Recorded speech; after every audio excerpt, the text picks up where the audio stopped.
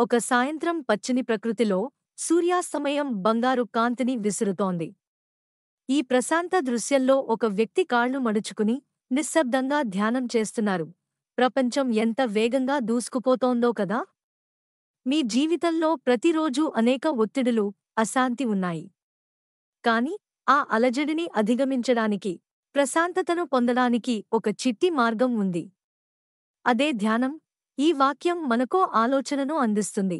ధ్యానం అనేది మన జీవితం కోసం ఒక శక్తివంతమైన సాధనం. భాగం 1. ధ్యానం అంటే ఏమిటి? ధ్యానం అంటే ఏమిటి?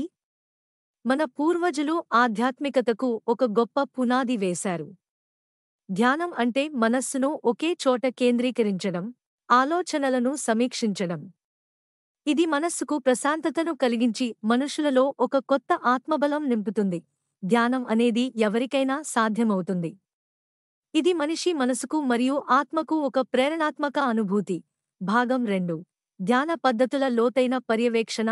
ప్రతి వ్యక్తి అవసరాలు వేరు. అందుకే ధ్యానంలో అనేక రకాల పద్ధతులు ఉన్నాయి. ఆ విధానాలు మనం ఎంచుకోవడం చాలా ముఖ్యమైంది. మైండ్ఫుల్నెస్ ధ్యానం. ఇది మన శ్వాసపై, మన ప్రస్తుత క్షణంపై దృష్టి పెట్టడం. ట్రాన్సెండెంటల్ ధ్యానం. ఒక ప్రత్యేకమైన మంత్రాన్ని జపించడం ద్వారా మానసిక ప్రశాంతత పొందడం. లవింగ్ కైండ్నెస్ ధ్యానం. మన చుట్టూ ఉన్నవారిని ప్రేమతో చూసే పద్ధతి. ప్రతి పద్ధతి యొక్క ప్రయోజనాలు వేరు. మీరు మీకు అనుకూలమైన విధానాన్ని ఎంచుకుని దానిని పాటించవచ్చు. భాగం 3. ధ్యానం శాస్త్రం. మన మేధస్సు మరియు శరీరంపై ప్రభావం. ధ్యానం శాస్త్రీయంగా కూడా ప్రామాణికమైనది. ఇది కేవలం ఆధ్యాత్మికతకే కాదు, శారీరక మరియు మానసిక ఆరోగ్యానికి కూడా ఉపయోగకరంగా ఉంటుంది. ఒత్తిడి తగ్గింపు. ధ్యానం చేయడం వల్ల కార్టిసోల్ స్థాయి తగ్గి ఒత్తిడి తగ్గుతుంది. మనస్సు చురుకుదనం. ధ్యానం మెదడులో ఆలోచనా సామర్థ్యాన్ని మెరుగుపరుస్తుంది. భావజాల నియంత్రణ. మన భావజాలాన్ని సమతుల్యం చేస్తుంది. ధ్యానం అనేది మన హృదయం, మనస్సు మరియు శరీరం మధ్య అనుబంధాన్ని బలంగా చేస్తుంది. భాగం 4. ధ్యానం ప్రయోజనాలు. ప్రశాంతమైన మనస్సు మరియు శరీరం. ఉత్తేజకమైన ప్రయోజనాలు. ఒత్తిడిని తగ్గించు.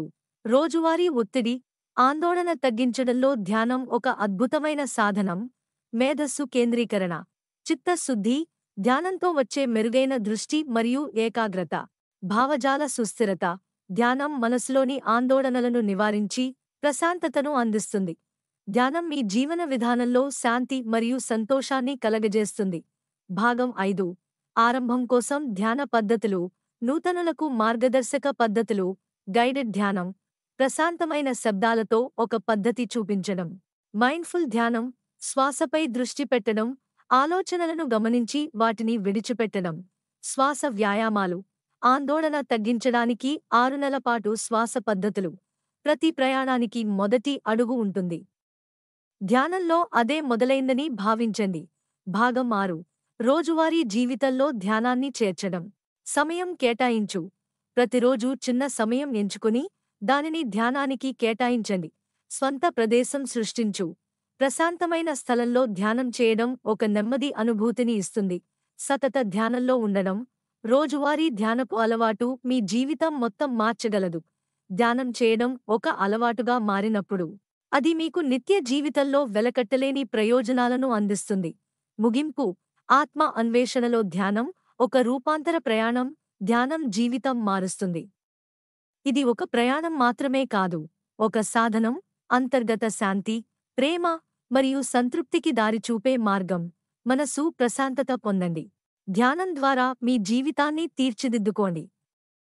మరిన్ని ఇలాంటి ఆసక్తికరమైన వీడియోల కోసం ఎలివేట్ వాయిస్ ఛానల్ను సబ్స్క్రైబ్ చేయండి. బెల్ ఐకాన్ ప్రెస్ చేయడం మర్చిపోవద్దు. తద్వారా ప్రతి కొత్త వీడియో మీకు వెంటనే చేరుతుంది. మళ్ళీ కలుద్దాం మరో సూపర్ టాపిక్తో.